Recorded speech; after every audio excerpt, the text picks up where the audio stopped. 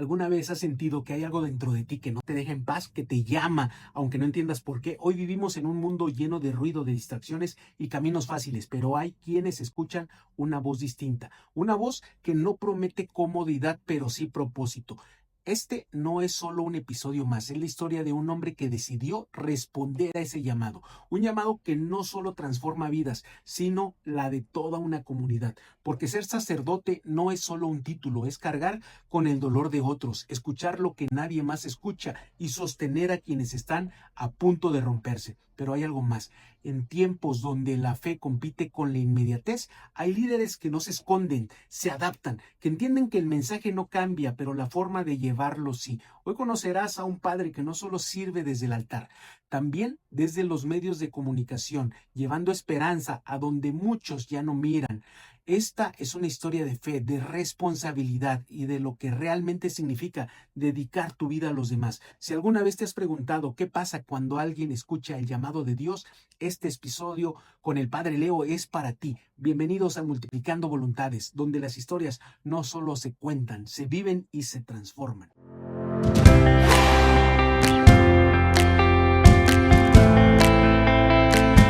Excelente día, curanderos. Nos encontramos con el sacerdote Leonel Larios Medina, el Padre Leo, pues quien nos acompaña el día de hoy en el podcast. Bienvenido, Padre. Gracias, Odil. Pues es un gusto tenerlo, a una persona que tiene tanta responsabilidad, bueno, no nada más usted, sino dentro de todos los líderes religiosos que llevan a cuestas todo el peso, llevan un gran peso y una gran responsabilidad, como le decían a los superhéroes, todo gran poder lleva una gran responsabilidad y ustedes la llevan. Y pues parte de lo que buscamos también es acercar a la gente a la religión, porque es bien importante, ¿no? Actualmente desmitificar también algunas cosas. A veces pensamos que los padres pues desde chiquitos estaban a lo mejor en el pesebre y los ponían junto con el niño Dios, y pues eso también, ¿cómo fue su infancia, padre? Bueno, mira, pues yo soy originario aquí de la ciudad de Parral. Nací en un hogar católico. Mi papá, originario de Jalisco, de los Altos de Jalisco, que se crió en la Ciudad de México.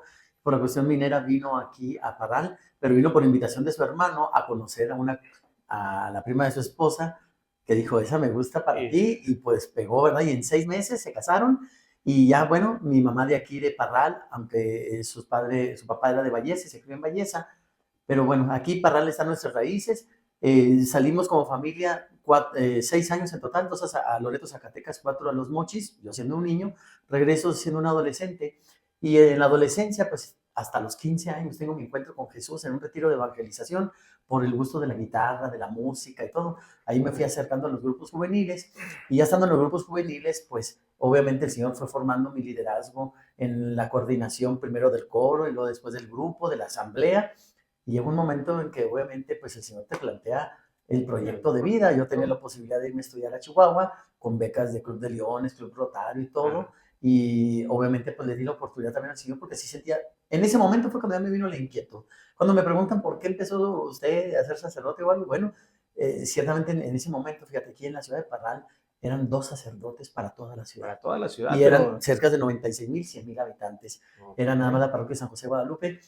Nosotros como grupos juveniles rezábamos mucho. Entonces yo le decía al Señor, Señor, danos sacerdotes. Y luego así como que casi me dijo en una oración, bueno, pues, ¿y tú?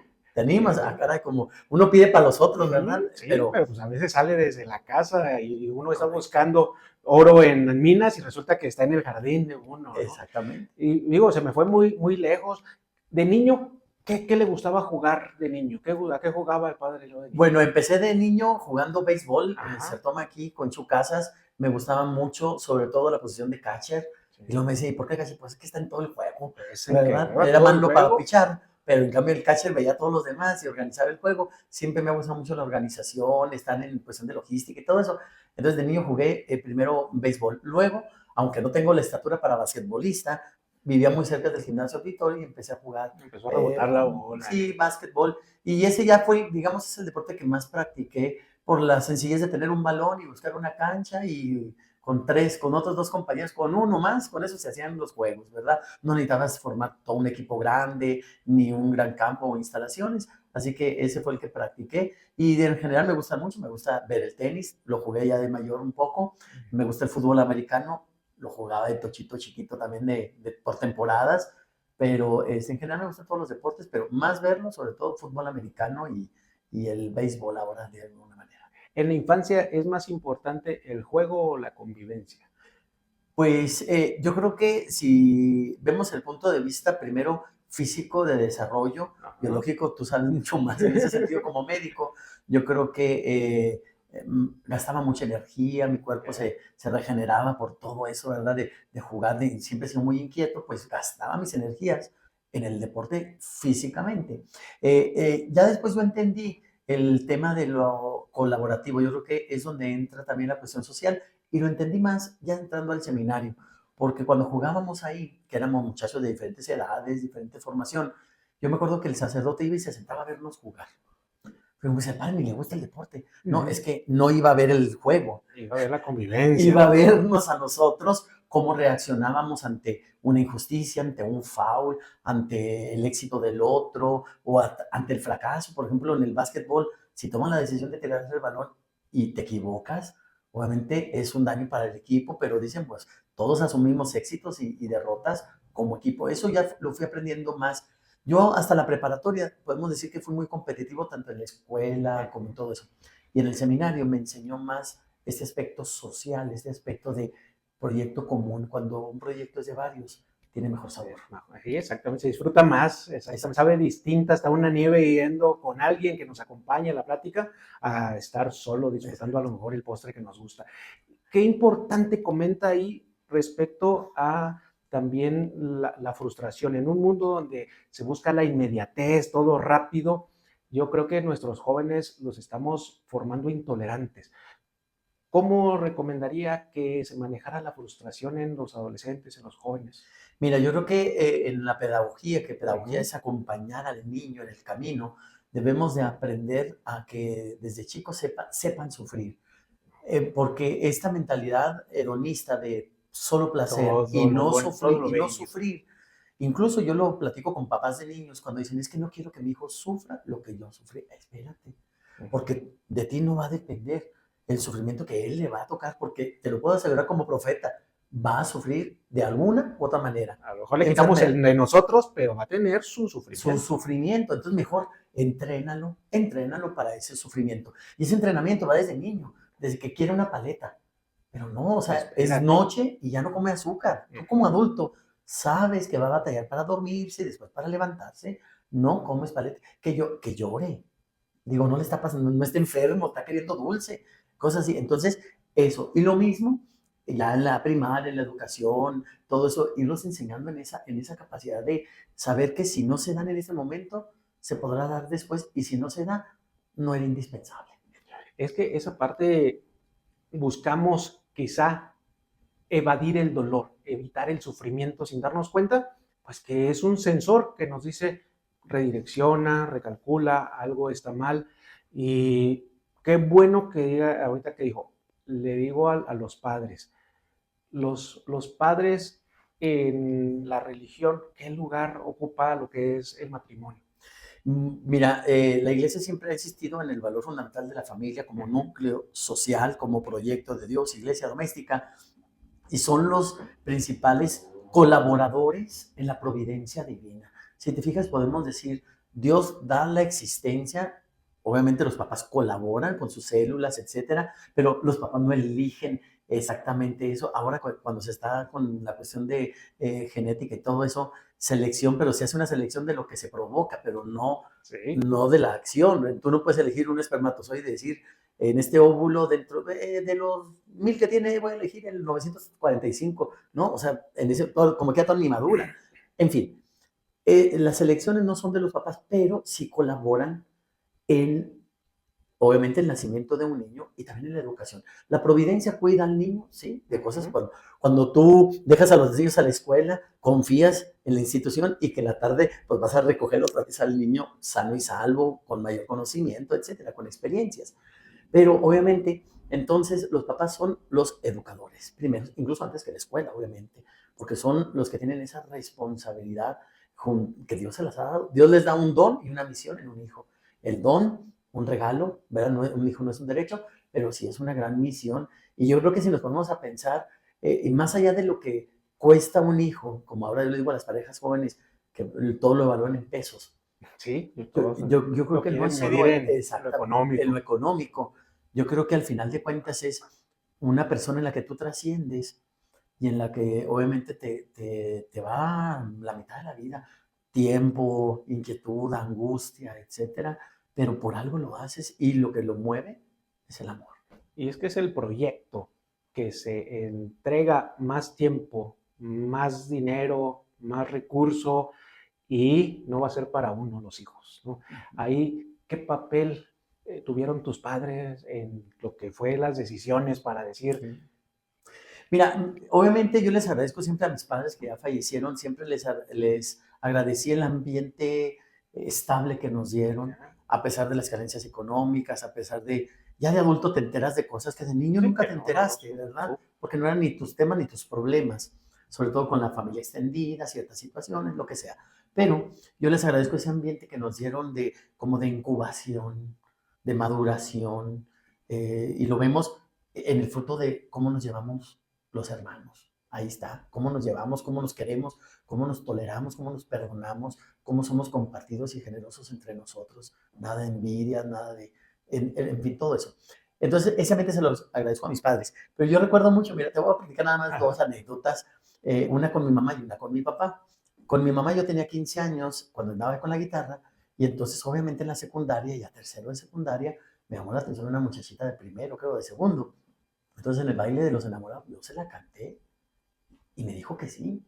Y lo peor, me llevó con sus padres a presentar, Ay, tan imagínate, pronto. yo de 15 ya, de 13, 14 años, y obviamente, pues yo sentía que después del baile tenía que acompañarla, nos fuimos caminando hasta su viaje. Eran buenas costumbres, o sea, Sí. decir, la sacó a bailar, la regreso a su mesa. Si no viene con nadie, la llevo incluso a su casa. A su ¿no? casa, esa casa. Ella venía con amigas, obviamente, pero como ya en ese momento éramos novios, la amiga, no sé si iba con otro amigo, hasta el paisén dije, así como talamada, tres pasitos atrás, íbamos, ¿tú salen? Bueno, total, la llevé a la casa y todo. Obviamente, a los días entraba mi mamá y luego me dice, oye, Leonel, me dijeron que traes novia, tú no tienes permiso. Dije, mamá, para eso no te voy a pedir permiso.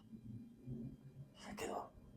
No fui grosero con ella, pero yo estaba diciendo que obviamente elegir una niña que me gustaba a mí dentro de los marcos, dentro de los marcos, obviamente mis papás me ponían la restricción de la hora, tienes que estar aquí a las 10, eso también mi primera suegra me lo puso, ¿verdad? A las 10 se me va de aquí, mi niña se tiene que meter a la casa, pues si a las 10, ¿verdad? Yo negocié en la casa para llegar a las 10 y cuarto. Con el silbato de la y mina. Exactamente, con el silbato de la mina tenía que, ya, regresaba. En fin, esas eran las reglas de mi casa y que yo las cumplía, pero la decisión de quién, cuándo, pues yo decía, pues esa es mi decisión. Y la anécdota con mi papá fue cuando ya entré al seminario. Mi papá tenía mucha esperanza en mí porque era de mis compañeros, de mis hermanos, el que tenía mejor desempeño escolar y todo. Entonces, él quería que yo terminara una carrera primero. Obviamente yo meses antes entré a un discernimiento, fui al preseminario, no fue una decisión así como que inesperada. Pero cuando les dice una religiosa, ¿quieren ir al término del proceso vocacional para recibir a los muchachos y del que están en el cielo? Y dicen, bueno, pues les presentamos en el preseminario, o sea, fue en el preseminario, los que se van a quedar y que me anuncian a mí como nuevo seminarista. ¿Ya? Mi papá se quedó, yo lo noté serio. Ya, no dijo nada, ya, pues me lo saludé y todo. Ya. Entra el momento del seminario y todo. Fue hasta Navidad, las primeras vacaciones. Como que mi papá estaba pensando, no, pues se emocionó. En el proceso se emocionó porque también iban muchachitas, ¿verdad? O algo así. En ese sentido, no. Sino que en vacaciones yo sí lo noté serio y le dije, papá, ¿por qué estás serio conmigo, verdad? ¿Qué le dije yo? ¿Qué le hizo? Dijo, es que tú no me pediste permiso para entrar al seminario. Yo quería que estudias una carrera. Le dije, papá, tampoco para eso le iba a pedir permiso. Para tomar, obviamente, decisión, así como, fíjate, algo que pasaba, te digo, ante las necesidades económicas, yo primero juntaba el dinero y luego pedía el permiso, para que el dinero no fuera el argumento para no darme el permiso. Entonces yo vendí chicles, vendí jamoncillos, vendí chicharrines, los que me conocen de Parral, saben que yo vendía todo. Entonces, obviamente yo juntaba mi dinerito y le decía, va a haber un viaje de estudios, cuesta 300,000 pesos de aquel entonces. Cuando todavía teníamos ceros. Cuando teníamos 3 ceros todavía, cuesta y tengo el dinero, ¿me deja ir? Pues obviamente mi papá veía yo todo el esfuerzo que había hecho para juntar ese dinero, moralmente decía, bueno, ¿y con quién vas? ¿Cuándo regresas? ¿Quiénes son? Todo eso, no, es en la escuela, son los profes. Bueno, está bien, me dan el permiso. Y obviamente me daban otros 100,000 pesos más quizás, ¿verdad? De lo que podían. Pero en ese sentido, pues obviamente yo sí me fui, yo pienso formando en la libertad responsable. Es decir, la responsabilidad sabía el marco dentro del cual podía ejercer mi libertad, pero yo la ejercí siempre gracias a ellos, a esa formación, y pues ya después Dios te va dando más. Me encanta cómo lo comentas, el marco que ponen los padres, pero también uno como hijo poner límites y que una sea una convivencia responsable y con amor, ¿no? Ahí no hay una fórmula para educar a un hijo, pero ¿qué cosas dices, esto estoy seguro que no debe de entrar en la educación de un hijo? ¿Qué cosas deberían de evitar los padres en la educación de un hijo?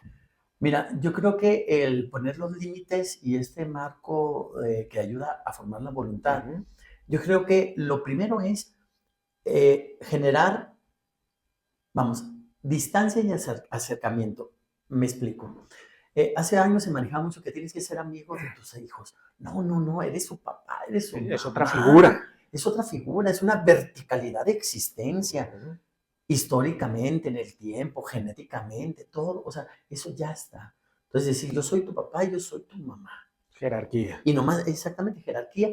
Eso genera sin una distancia. Yo te puedo comentar, y sin poner mi familia de ejemplo, pero esa es la que más conozco, de la que más te puedo platicar. En ese sentido, a mis papás yo siempre hablé de usted, ¿verdad? Y a mis hermanos, a todos les hablé de tú. Entonces, yo entendía muy bien una relación de usted. Jerarquía. Pero obviamente, todo se los podía decir a mis papás. Ellos me conocían mejor que nadie y también me hablaban con toda confianza. Cuando lloraba iba con mi mamá, obviamente. Cuando necesitaba un consejo o algo, iba con mi papá. En fin, todo eso. Entonces, una distancia y ese acercamiento en el sentido de poner ese límite, pero de confianza. Otro, por ejemplo, que normalmente yo doy el consejo, es no hagan a los hijos atenidos. Me explico en el sentido de que los papás te brindan la casa, la educación, la vivienda. Tú como hijo todo lo recibes. No lo mereces. Lo estás recibiendo. No hay ningún mérito. O sea, ¿cuál mérito está en ser hijo? No hay ningún mérito. Qué bien que lo comente así, padre. No hay un mérito en ser hijo. En cambio, los papás obviamente ponen esos límites, esos marcos, como el ejemplo de la hora de llegada, como el ejemplo no te levantas de la mesa hasta que termines, alza tu cama. Todas esas reglas forjan voluntad. Y yo creo que esa es la escuela de la familia, forjar la voluntad. Obviamente no lo estás haciendo para que toda su vida tienda la cama, no, sino para que tenga voluntad de hacer las cosas que debe hacer. Y en lo que nacen todos los valores, al final de cuentas. Y ahí surgen exactamente el valor de la verdad, la honestidad, el trabajo, el esfuerzo. Y yo conozco aquí familias en Parral que yo siempre reconocí cómo incluso empresarios ponían a sus hijos a trabajar desde abajo en sus empresas. Obviamente le decían al encargado, ahí te lo encargo que no se lastime. Era nada más, ahí te lo encargo. Pero que conozca la empresa desde abajo, que sepa, que no sienta que nació siendo dueño de toda la empresa, sino que sí, obviamente llegará un momento en que la dirigirá quizás, pero que la conozca y la valore. Esa parte a mí me encanta de la formación del norte de nuestro país, donde muchos empresarios dicen, aquí está la empresa, pero empiézale de abajo, ¿sí? Y todavía lo veo yo con unos amigos que tienen súper y uno de sus nietos ya empaca, o sea, está de cerillito, ¿no? De cerillito y el niño está orgulloso. O sea, a mí lo que me sorprende es esa parte que digo, qué bonito, pero qué bonito que el niño esté orgulloso de lo que está recibiendo y dice, oh, yo me llevo mis 400 pesos. O sea, saca más de un mínimo estando ahí y un fin de semana, ¿no? Que es cuando llega a estar, porque no descuidan la escuela, pero les dan algo formativo. En esa parte, qué bonito que tuvo ese marco en la infancia y que dijo, yo tomo la decisión de escuchar el llamado y de acudir a él. ¿Hubo un momento previo que ignorar ese llamado? Pues yo creo que había muchas voces. Es como desde la secundaria y después la preparatoria. Cuando yo estaba en la secundaria me gustaba mucho el rancho y los caballos. Entonces, cuando me preguntaban que qué quería estudiar, pues yo decía veterinario. Pero le decía, quiero ser veterinario de caballos de hipódromo. Ya hasta le ponía nombre y apellido. Bueno, ya tenía yo, ¿verdad? Entonces me acuerdo que en una ocasión decía mi mamá, una vecina, me dijo, mira, dice que se va a ir al seminario. Le dije, no, mamá, veterinario, ¿cuál seminario? Veterinario. Ah, bueno, dijo, ya estando en la prepa decían, oye, pero esa no hay aquí en Parral, no hay zootecnia en Chihuahua o en Durango o así en otros lados. Entonces, ya después dije, no, pues si voy a ser veterinario, médico de animales, ¿por qué no ser médico de personas? Dije, yo sé que es más tiempo, más esfuerzo. Y dije, no, pues voy a ser médico. Incluso investigué de paramédico militar porque yo escuchaba de la muy buena formación que recibía. Claro que ya después decían, después de la universidad tienes que durar muchos años prestando servicio, sirviendo a la misma institución que te formó, y ya como que ya no me gustó eso de tener que El estar, compromiso, el debe compromiso decir. tantos años sin ejercer fuera, etcétera. Entonces dije, bueno, pues quizás no, yo quiero algo más, también incluso no tan prolongado en el tiempo de formación, por lo difícil que iba a ser sostener lo que fuera. Entonces dije, voy a ser químico. Pero a lo que yo voy es de que todas estas voces de que voy a estudiar, que voy a ser de grande, obviamente no opacaban, sino que eran como una sinfonía, eran en ocasiones escuchaba más esto de medicina, en ocasiones escuchaba más esto de el servir a los demás. Claro que yo lo relacionaba y decía, pues un médico Todas sirve a iban hacia muchas. servicio. Exacto, o sea, todos si te fijas, Así es, todo Dios, enfocado al servicio. exactamente. Pero obviamente ya llega un momento en que Se va hace agarrando más más fuerte una peso. tonada. Exactamente. Y fíjate que pasa como en la Biblia que cuando hay un llamado, inmediatamente buscas como el sentirte indigno o no un rechazo frontal, pero decir, quizás no voy a dar el ancho, quizás no es adecuado. Yo escuché la voz de Dios obviamente al inicio para entrar al seminario y yo les pedí a los padres en su momento un año de discernimiento. Dijo, yo voy a entrar, no estoy seguro, quiero ver si la vida con toda la dinámica, ya estando ahí, o sea, yo ofrezco, por así decirlo, mi año de 18 a 19 para discernirlo. Si no es, yo me salgo y yo sigo la carrera a los 19 años. Yo notaba que no perdía tanto tiempo en la vida. Cuando yo entro al ejército, mi generación era muy amplia. El más chico tenía 14 años y el más grande tenía 28. Y todos estábamos en primer año. Yo entré de 17. En el seminario, no, ¿cómo pasaba? ¿No pasaba algo similar en ese momento? Sí. Por ejemplo, había algunos que tenían, claro que llegó a haber hasta una diferencia de 4 años.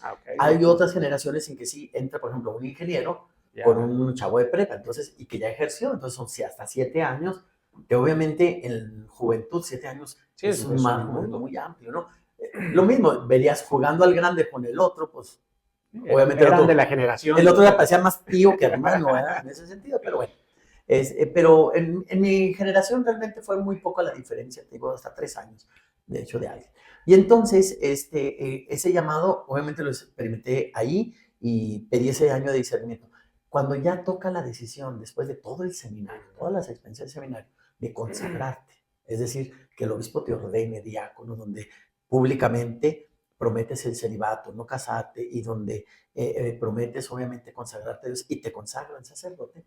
Meses antes yo me acuerdo que fui a confesarme en la Ciudad de México, ya estaba estudiando ya el último año de teología, y con un sacerdote en la Catedral de México yo le comentaba mi inquietud, mi duda, no de que si el Señor me llamara, sino si yo era digno. Era más que digno, sería capaz de cumplir hasta las mínimas expectativas, no tanto para agradarle a la gente, sino a Dios, que me llamaba, ¿no? Y entonces me decía él, mira, piensa 2 cosas nomás. Asegúrate que sea Dios el que te llame, no es algo que tú busques, es Dios el que te llame. Y segundo, si Dios te llamó, no fue por virtuoso, ¿eh? No fue por virtuoso. Y fíjate que ahí, en este segundo comentario, obviamente que tiene la relación la primera, no una soberbia, no un yo quiero ser sacerdote, sino me llamas a ser sacerdote y me llamas como soy, con virtudes y límites, ¿verdad? Con gracia y pecado, con como soy, con mi carácter, con mis inquietudes, todo. Y yo sé que eso tú, Señor, como barro en tus manos, lo vas a ir moldeando. Y eso me dio mucha paz. Qué bonito mensaje le dio en ese momento ese padre, ese sacerdote. Y también eso es lo que padecen muchos de nuestros jóvenes, que en el momento del llamado vocacional hacia lo que sea, nos sentimos como que no vamos a dar el ancho. Ahí, ¿cuál sería su mensaje hacia los jóvenes cuando están en esa etapa? Mira, yo la luché sobre todo en la preparatoria, que es donde más viene esta inquietud y después viene la presión también de los papás. Dinos que va a estudiar para ver qué tenemos que hacer nosotros, que si tenemos que rentar casa, que si tenemos que buscar con quién te quedes, todo eso, ¿no? Yo les digo mucho que primero observen a otros en eso que tú ves que tienes habilidades o gusto, por la matemática, por la ingeniería, por la arquitectura, por más o menos ya vas viendo. Entonces, si te gusta la arquitectura, ve y platica con un arquitecto. ¿Te gusta la medicina? Ve y platica con un doctor. Porque él ya recorrió ese camino, no estás descubriendo el hilo negro. Sí, ya está la carrera ya puesta, ya está puesta. acercar. Por ejemplo, ya te digo, ya después cuando trabajando con jóvenes, yo les digo, el que quiere estudiar medicina, habla con un médico y yo les decía, ¿estás dispuesto a estudiar anatomía y aprenderte todas las palabras que están en este libro? Y no, No, entonces no eres para esto, ¿verdad? No es para, ¿por qué? Pues sí, ¿por qué? Porque te vas a topar con esta materia al inicio muy pesada y que el que casi dicen, el que ya pasó anatomía 1 y 2, casi ya y sé. ya dice, ya nomás me falta bioquímica y fisiología. Pero en ese sentido, entonces habla con la persona. Yo lo mismo, los que tienen inquietud a la vida sacerdotal, yo les digo, platica con un padre, oiga padre, quiero platicar con usted. ¿Sabe qué? Pues a mí me gusta a veces lo que hace, pero yo, ¿usted cómo le hace que no tiene familia? O sea, esas preguntas, ¿verdad? Usted En esa que plática, quitar los miedos y preguntar franco, ¿no? franco, o sea, exactamente. porque a veces queremos platicar y queremos saber lo bonito, ¿no? Oiga, ¿y cuánto gana? Oiga, ¿y cómo le va? Oiga, ¿y cuándo se va de vacaciones? No, o sea, pregunta tus miedos, pregunta realmente, oye, ¿en qué momento le dudó en la carrera? ¿Cómo la padeció? La parte también, pues, que a veces es más álgida. Sí. Sí. Y sobre todo, sabes que ya en el aspecto tanto vocacional y profesional, yo creo que hay que mirarse también en el espejo qué habilidades y qué aptitudes tienes, porque en el horizonte tiene que estar, yo quiero ser alguien para servir a los demás. ¿En qué sentido? En que a veces se puede ver solamente este aspecto de comodidad monetaria. Yo me acuerdo en mis tiempos, los que entraban a la normal era para tener trabajo seguro. Sí, Y ya no aplica. No. Pregúntales a todos los que hacen examen para ver si hay una base, una por plaza, allá. exactamente. Entonces yo les decía, no es por eso. No puedes fijarte, es en algo que he escuchado de algunas personas que dicen, yo trabajo en esto, me encanta y hasta me pagan. No, y así nos Es pasa lo en que dice, ocasiones. ¿verdad? Hago todo esto, soy feliz y hasta me pagan.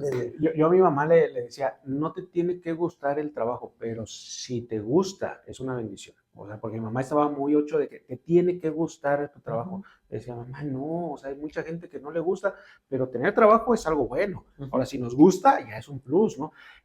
Aquí, cuando decide usted irse al sacerdote, de sacerdote, y se da cuenta de que dicen que medicina es largo, pero usted ¿cuánto duró para formarse de que entró a que A que me se ordené, ordenó? fueron 8 años. 8 años. 8 años. Más que medicina. Exactamente.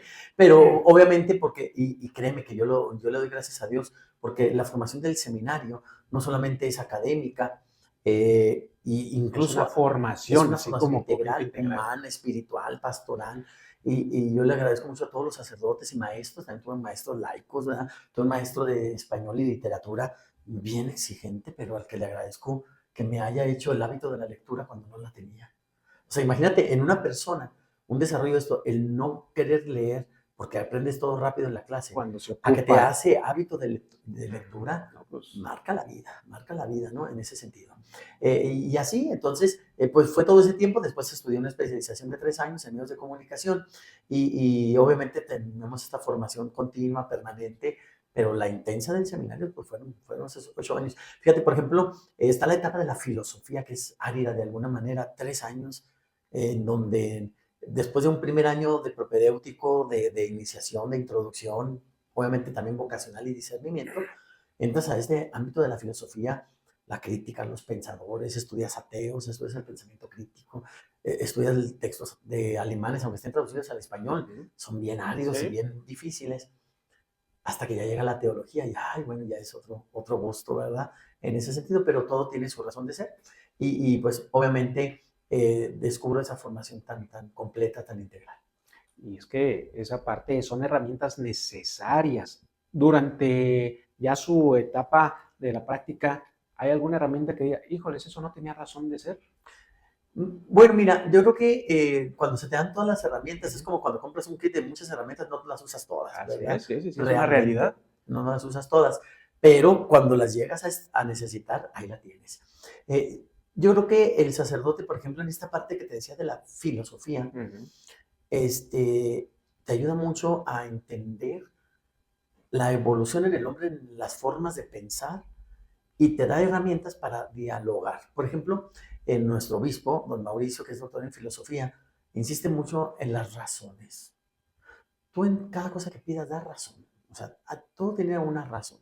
Entonces vamos a buscarla, porque en las razones estará el entendimiento.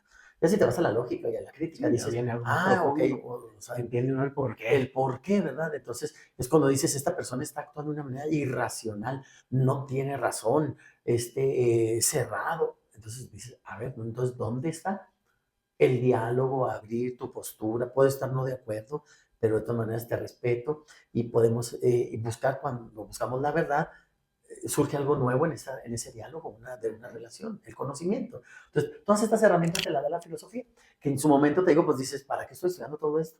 Bueno, pues resulta que después hablas con un profesionista, hablas con un catedrático y tienes herramientas para hacerlo. Obviamente mi trabajo pastoral es con personas de toda edad y de toda formación. Con la viejita de 75 años no te vas a poner a discutir de filosofía. Ya estás hablando más del cielo, de alguna manera, ¿verdad? Más bien entra hacia el aspecto emotivo, psicológico, de compasión, de no remordimientos, de agradecimiento, todo eso que te da la formación. Por eso te digo, yo creo que es sin duda un marco. Yo he tenido también en estos años la oportunidad de dar clases en el seminario, que eso me permite pues tener activas, porque hay materias que tú llevaste y si ya no das clases, se van quedando un poco atrás. Gracias a Dios, yo al dar clases, yo creo que es el beneficio de ser maestro, aparte que te obliga a actualizarte en ciertas cosas, nuevos autores, nuevos libros, nuevas ediciones, te mantienen fresco en muchas cosas. Sí, con el conocimiento, así a flor de piel, como decimos, y esa parte es bien importante, pues porque a final de cuentas, para poder acompañar a nuestra sociedad, los líderes religiosos, ¿qué lugar ocupan en nuestra sociedad actualmente? Mira, siempre serán referentes y obviamente en nuestra cultura mexicana todavía gozamos, bendito Dios, de una gran, gran credibilidad. A pesar de en estos últimos años, cuando se ha acusado la institución católica, al mismo clero, el tema de abusos y todo, la gente cuando piensa bien las cosas dice, pues sí, no podemos negar, se han dado esas situaciones, pero no por Pero es unos, un porcentaje es un mínimo, la verdad. O porcentaje, sea, exactamente, y yo creo que el mismo Papa Francisco y todo eso decía, esto nos lleva, obviamente dijo, con una sola víctima tenemos que hacer medidas. exactamente. Que es Una bueno, sola persona, ¿sí? que obviamente pues han pasado varios casos, pero y vamos a lo mismo, no es matemáticamente, el tratar a las personas no es una cuestión estadística. Obviamente nos da el margen de evaluación de gravedad, todo es la estadística y el porcentaje, pero una sola persona merece que nosotros Sí, revisemos cosas, así es. pongamos en práctica políticas de prevención, de cuidados, etcétera, etcétera. Y yo creo que eso la iglesia, pues maestra de humanidad, lo ha entendido muy bien. Entonces, yo creo que con todo esto, yo lo veo en mi familia, mis hermanos, aunque sea el menor de todos, para ellos, en el aspecto moral, en el aspecto religioso, pues soy un referente para ellos, en mi familia extendida también, en la gente, obviamente ya tengo 25 años de sacerdote, cuando era recién ordenado, pues las viejitas me veían como hijo. Ahora ya mis compañeras me ven como hermano, que ya son abuelas, Sí. ¿verdad? Entonces ya, yo les digo que llega una etapa en el sacerdocio que ya cuando los sacerdotes te dicen padre y te hablan de usted, significa que ya ha pasado tiempo. ¿En qué momentos se dio cuenta de la responsabilidad que tiene en la sociedad?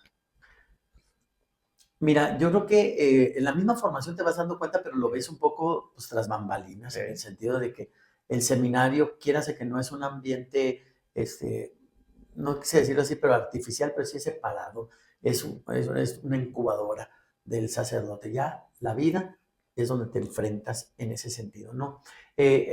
Mira, me ha pasado sobre todo en aspectos familiares, por ejemplo, en el caso de accidentes, de muerte, de estos límites. O sea, el hecho de que a veces una familia te dice, yo no tengo palabras, dígale a usted que acaba de morir esta persona en un accidente. Entonces te piden ese respaldo. Entonces tienes que mostrarte obviamente fuerte ante esa situación.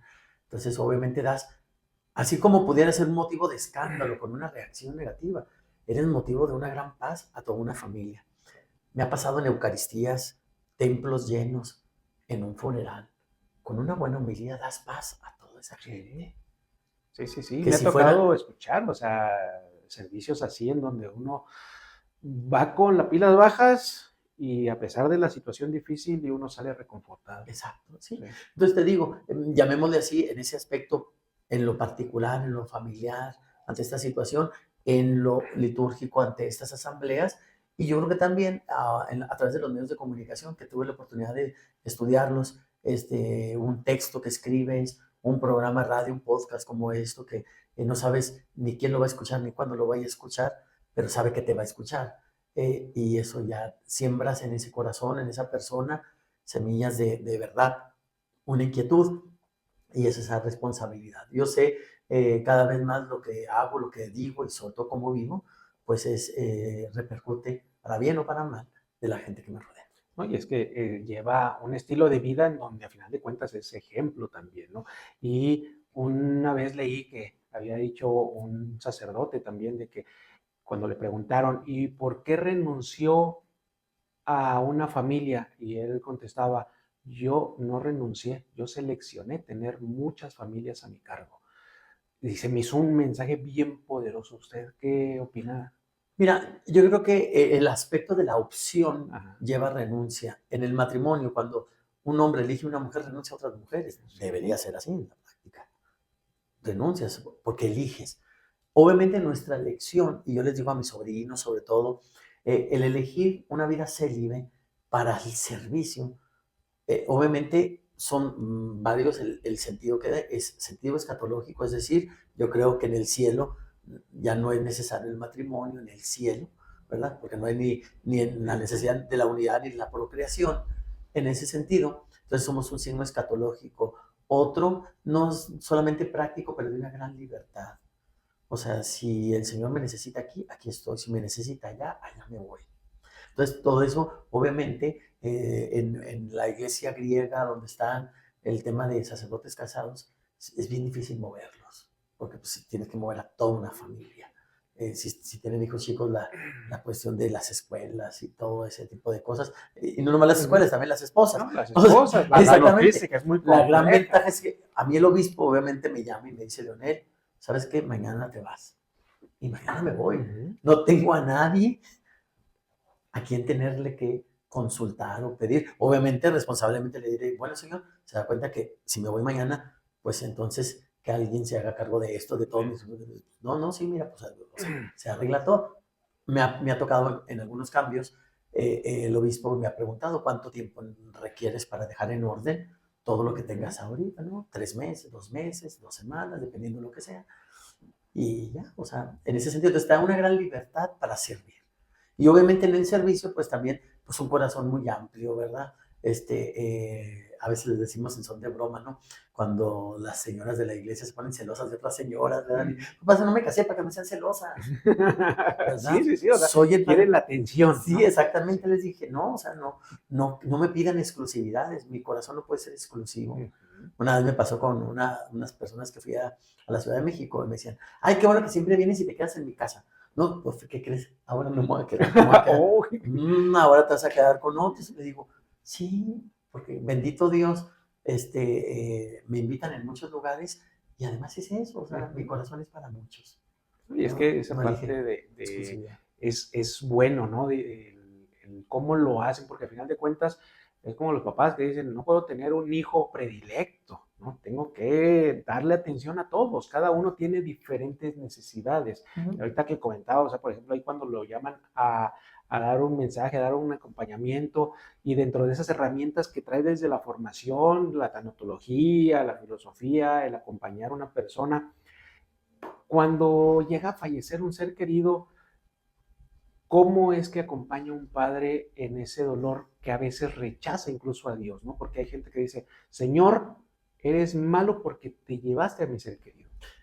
Mira, obviamente la situación va a depender mucho y para tener ese tacto del el contexto en el que se dio la muerte. No es lo mismo de una larga enfermedad a la muerte, un accidente, un niño, un joven, un anciano. Yo creo que si algo acomuna o hay un común denominador de toda la situación ante la muerte, es que la muerte es parte de la vida y es parte de todos. O sea, todos vamos a morir. Entonces, a veces nos resistimos y yo les digo mucho, bueno, mira, esa resistencia a la muerte es porque queremos vivir y todos queremos vivir. Y la vida plena, sin dolor, sin tristeza, sin límites, no es aquí. Es allá arriba. Es con Dios. Sí. Entonces, al final de cuentas, no entendemos las circunstancias, no entendemos por qué. Hay personas que me dicen, sobre todo con mucha frecuencia, hijos que rezan por sus papás en una enfermedad, hijos sobre todo adolescentes. ante una enfermedad de su papá y que puede morir y le piden a Dios, sánalo, sánalo, sánalo, y muere la persona. Entonces piensan que Dios no los escuchó, que no eran dignos de ser escuchados o que Dios los dejó sin papá, sin mamá. Y entonces sí es más complicado que llegue a comprender en ese, es como una planta muy tierna todavía, que no sabe de tempestades, que no sabe de la firmeza de lo que es un tronco, ¿no? Entonces, obviamente, pues hay que irlo llevando poco a poco y decir, mira, también al final de cuentas es hacia dónde va. Y obviamente Dios nos da el mismo premio, nos lo ofrece Sí. a todos, su compañía para siempre. No pienses en ti que te quedas sin esa persona. Piensa en la persona y Qué, pide para que esté con Dios. qué bonito mensaje, y eso a veces, como comenta ahorita, especificando en algunas circunstancias, e incluso, por ejemplo, en situaciones que no se consideran naturales, ¿no? El enterrar a un hijo. Ahí le ha tocado acompañar a padres de hijos fallecidos. Sí, sí, mira, yo he escuchado esto ya en salas funerarias o hasta las mismas misas a veces, decir, Señor, llévame mejor a mí. O sea, como el Sí, papá, la mucho de mamá está dolor. dispuesto a dar la vida, dice, con tal de que mi hijo. En el Evangelio aparece la compasión de Jesús ante una viuda. Viuda significa que no tenía marido Ujú. y se le muere el único hijo. Entonces, esa mujer, dos dolores. Que se te muera el marido, como quiera, se lo superó, Sí, ¿verdad? como sea, es natural, por decirlo así, ¿no? Pues Uno de están los dos se en va el a ir, horizonte, se va a ir están en el antes. horizontal. Pero sí, ante el dolor, y Jesús resucita al hijo de la viuda de Naín, al ver ese dolor, esa compasión. Obviamente para significar con esa señal Jesús que Él era la vida. Entonces, ante esto, yo creo que tenemos tanto el ejemplo de la Virgen María, como obviamente el amor de Dios que todo lo supera, en ese sentido de decir, hay dolores que no hay que tratar de entenderlos, sino que hay que cargarlos. Lo que te mencionaba al principio de esa tolerancia entre frustración y entre el dolor. O sea, ¿por qué? ¿Por qué esta enfermedad de mi hijo? ¿Por qué el accidente de mi hijo? ¿Por qué se fue antes que yo? Y comprender que es un proceso también el duelo, ¿no? Es ¿Sí? algo complejo que, al final de cuentas, tiene que vivir y readaptar. Yo mucho en los acompañamientos que llego a hacer es readaptar nuestra realidad a lo que tenemos el día de hoy, porque a veces como padre se va un hijo, pero ese papá le da la espalda a los hijos que quedan, ¿no? Sí, Por sí, el dolor, o sea, se se queda vuelve ahí. gris, Ujú. ya no convive, y yo esa parte me ayuda mucho para acompañar a veces en esas situaciones. Digo, regrésele a su mamá, a esos hijos que le quedan. Y dice, Bueno, ¿cómo? O sea, digo, usted ya ujú. no es la misma. Sí, claro. Y cuando a veces vienen los hijos y dicen, sí, Y fíjate que en el fondo termina siendo, aunque no así no lo ve la persona, el encerrarte en ti misma se vuelve un egoísmo, al final de cuentas, ¿no? Y los otros, esa situación que planteas, supongamos fueron 3 hijos, muere uno, y siempre están pensando en el que se murió y lo siguen llorando. Digo, hay un espacio de duelo porque así es, la mamá perdió un hijo y los dos perdieron un al hermano. hermano. Es una relación también que tienen que llorar, pero llega un momento en que dicen los otros hijos, pues también nosotros existimos, necesitamos de nuestra mamá y no es de que pareciera que ya se murió todo porque se murió el otro, entonces nosotros no valemos, nosotros no existimos, ¿o qué, verdad? Obviamente todo requiere ese tiempo, ese proceso, pero hay que salir de ese egoísmo. Yo creo que al final de cuentas el soltar y saber que, bueno, pues es parte de la fragilidad. Nadie tiene ganada la vida en ese sentido, ni sabe en qué momento, pero sí sabe que en todo momento tienes que amar y servir a los que están a tu alrededor. Precisamente, qué bueno que comentas, o sea, salir de ese egoísmo y compartir, Ujú. difundir, o sea, esa parte, yo creo que todos los sacerdotes, todos los padres lo tienen, pero usted no nada más está en el cara a cara. Usted llegó un momento en que dijo, voy a difundir esto también por redes sociales, por radio. O sea, ¿en qué momento nace también ese interés o esa necesidad de poder transmitir el mensaje de más formas? Mira, la iglesia es misionera y llamada siempre a llevar ese mensaje de Ujú. salvación a los demás. Eso me quedó muy claro desde el principio. Yo desde que fui diácono y ya también cuando me ordené sacerdote, me encantaban las misiones parroquiales, las predicaciones públicas en plazas, etcétera, todo eso. Y desde que empecé, se me hizo muy importante el de empezar por lo escrito, en su momento obviamente un boletín, un mensaje que empecé aquí en San José, se llamaba Enlace Parroquial, luego después el pregonero lo hicimos en Jiménez durante 2, 3 años, 2 años duramos allá y luego un solo corazón. Te estoy hablando de algo impreso, un folletito que era primero semanal, etcétera, por la necesidad de que el mensaje trascienda. ¿Verdad? Por un medio es la ventaja de la comunicación, sea escrita y ya también con los medios digitales que vinieron después, obviamente trascienden al momento. En este momento tú y yo estamos compartiendo y nos estamos comunicando, pero las personas que escucharán esto no están presentes en este momento, en esta hora, ni en este espacio, pero se sentirán involucrados en los temas que estamos tratando. Obviamente, ya cuando va pasando el tiempo, participo en programas de radio, siempre me ha gustado la música y también la tecnología. Soy muy amante de estar actualizando muchas cosas de tecnología. Entonces llega el momento cuando me pregunté el obispo respecto a estudiar, que si, qué ámbito me gustaría. Y entonces le dije, mire, me gustaría Biblia o medios de comunicación. Y los dos tienen que ver con mensaje, obviamente. La Biblia con el aspecto de lenguas antiguas, obviamente, y la importancia que tiene la Sagrada Escritura. En su momento, pues ya había un padre que estaba estudiando eso. Entonces me dijo, no, fíjate, medios de comunicación es mucho más amplio y pues también siempre se necesitará alguien que tenga ahí habilidades para eso, ¿ya? Y por eso me encaminé con eso. Y obviamente te digo, pues feliz de colaborar en la radio, feliz de colaborar a través de las redes sociales, aunque a veces la rapidez que mencionabas al inicio, la tecnología misma, pues nos va jalando con mayor velocidad y pues surge ahí la necesidad siempre de tener equipos, de tener gente. Mientras más seamos, pues mejores saldrán también todos estos proyectos. Las redes sociales podría ser una enfermedad, una cura, una herramienta. Pues son medios, los medios de comunicación son y seguirán siendo y serán siempre medios. Okay. El fin uno les dará la finalidad para qué los utilizas.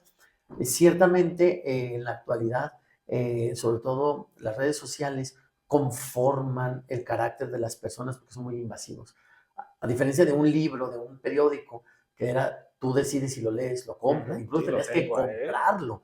En cambio, ahora estamos ante un tema en dispositivos móviles que ya te persiguen, parecen prótesis los celulares, y luego información, entre comillas, gratuita, obviamente, que te llega y todo eso, entonces son muy invasivos. Entonces, yo creo que hay que tener cuidado y ahí es la parte de la educación.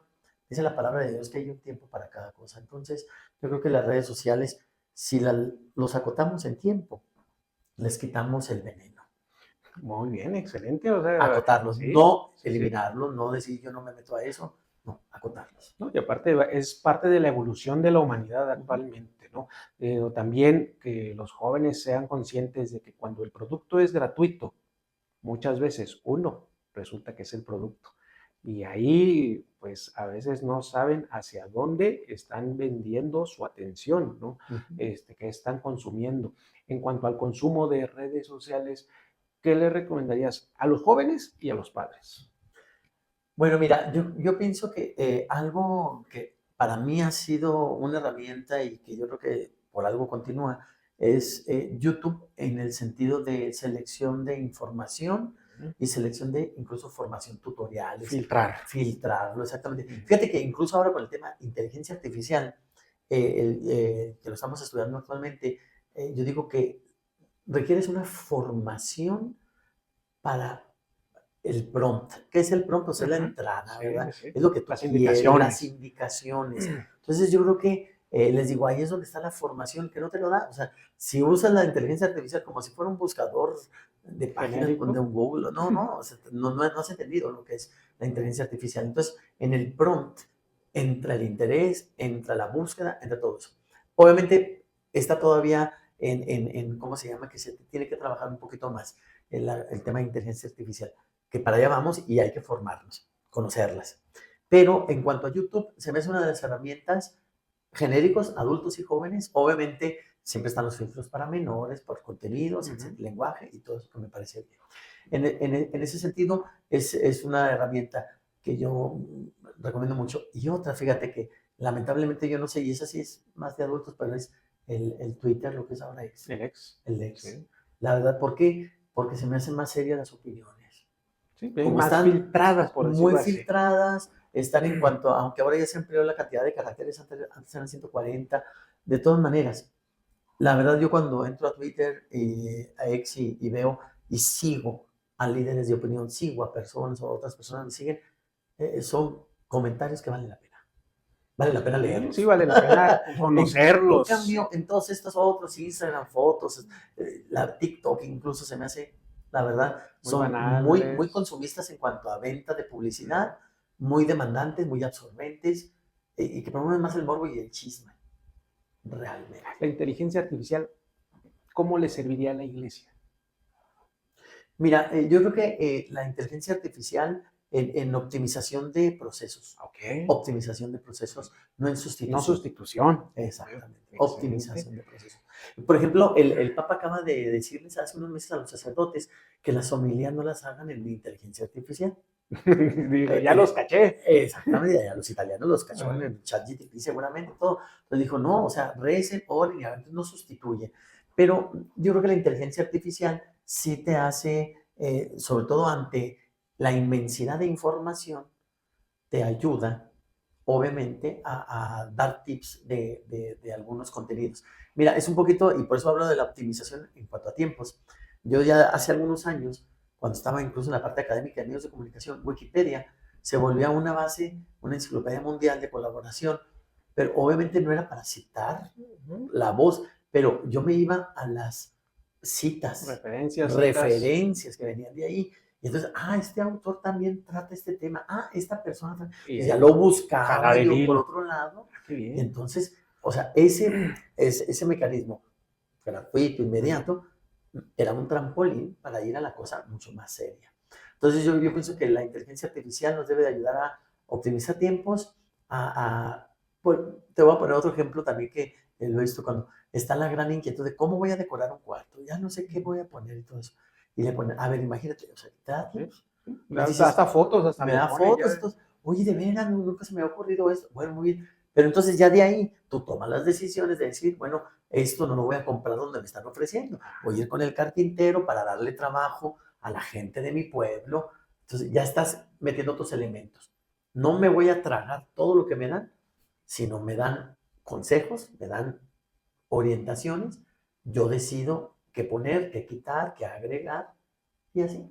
Yo pienso que en ese sentido tiene que ser la inteligencia artificial, nunca sustituir al hombre ni a la formación, ¿verdad? Desde que se hablaba de realidad aumentada, todo eso. O sea, no podemos dar el destino del hombre a la inteligencia artificial. Decían, por ejemplo, hoy en la mañana escuchaba una nota acerca de que si las máquinas van a decidir pulsar un botón para un misil, o sea, iniciar o no iniciar una guerra. Es tipo Terminator, ¿no? Sí, un poco en ese sentido, ¿no? Es como decir la operación, yo, por más que me pongan un robot muy capaz, yo pienso que mi vida, al ponerla delante de otro ser humano, imagínate, seguramente te ha pasado algo, ¿no? Por ejemplo, tú como paciente o como médico, el paciente que te dice, acuérdese, doctor, que tengo familia, o sea, la responsabilidad de que no es nomás me va a meter cuchillo, ¿verdad? Trate de que todo salga lo mejor posible por mi familia. Hay un peso moral, una responsabilidad que hasta ahorita ninguna máquina, ninguna inteligencia artificial lo ha logrado. Sí, no, yo creo que no lo va a lograr en el sentido, por más que pongas aproximaciones mira, yo estudié en la Facultad de Ciencias Sociales, se hablaban técnicas cualitativas y técnicas cuantitativas. Todas las máquinas terminarán en el aspecto cuantitativo, probabilístico, estadístico, pero nos decían las técnicas cualitativas, fruto de una entrevista, fruto del comentario con otro, el trato humano es lo más humano. Exactamente. O sea, y de eso parte es lo que buscamos nosotros dentro de nuestra comunidad de curanderos, tener ese trato humano, tener ese acercamiento y pues multiplicar voluntades. ¿Usted qué se le viene a la mente cuando escucha multiplicar voluntades, padre? Pues bueno, en mi mentalidad química, sinergia, obviamente unir fuerzas hacia un objetivo, y yo creo que sumar voluntades pues va en ese sentido de que habiendo un objetivo que no puedo alcanzar solo, necesito a los demás, obviamente viene la persuasión de convencer a otros, de decirles, miren, eso vale la pena, eso no es para mí nada más, eso nos va a ayudar a nosotros, a la siguiente generación. Vamos, por ejemplo, el tema ecológico. Obviamente decir, al ser yo responsable con los recursos hoy, ayudo para que en el mañana haya especies, Esa es una mentalidad responsable y sostenible. Y no pensar de que, nada, claro que no es tanto. No podemos manejarla bien. Entonces, sumar las voluntades es buscar ese bien de más personas que trasciende tu egoísmo, tu persona, y que obviamente vale la pena hacerlo. ¿No? Y vale la pena realmente, porque digo, muchas veces hay gente que comenta, oye, ¿y qué ganan? ¿O qué? Digo, ganamos que tengamos una sociedad mejor, que el día de mañana, a lo mejor, incluso si alguien escucha un mensaje positivo y lo convencemos de que no haga algo malo, ¿sí? Ganamos mucho como sociedad, como población, comunidad, y pues esa parte, pues es parte de lo que buscamos, de nuestro objetivo. Pues ahorita prácticamente es el programa del aniversario. Padre, metiéndole gol, pues le pido que si nos puede regalar una oración para lo que estamos haciendo. ¿Sí? Claro que sí, Nini, muchas felicidades a ti y a todas las personas que te escuchan, que te ven en este podcast. Pues yo creo que, como decimos en la oración, que el Señor acompañe y lleve a feliz término todo ese buen propósito, ¿verdad?, que tienes. Que el Señor pues derrame su gracia sobre todos nosotros, que somos sus hijos, que somos amados desde el principio, que nuestra existencia aquí es un regalo, que el Señor pues nos acompañe a todos con su presencia, con su Espíritu Santo, al buscar la verdad, a buscar el bien, a buscar lo bello y lo bueno, siempre encontraremos a Dios en el camino y otros hermanos que también lo buscan. Y pues que el Señor los bendiga a todos en el nombre del Padre, del Hijo y del Espíritu Santo. Amén. Gracias, Padre. Pues aquí dentro de Curanderos, precisamente decimos que cualquiera que tenga la voluntad y llegue a llevarlo a la acción de hacer el bien es un curandero, y pues los padres realmente están en eso siempre, siempre ayudando, siempre viendo por el bien de la comunidad, adoptando 1000 familias. Sí, yo veo que nunca renunciaron a algo, sino fueron por todo, y dentro de ello va Dios, y pues le quiero regalar nuestro corazón de curanderos, porque pues usted lleva esto muy puesto desde hace mucho tiempo. ¿Sí? Ándale, gracias. Y bueno, a nosotros nos dicen Señor cura, ¿verdad? Cura significa el que cuida.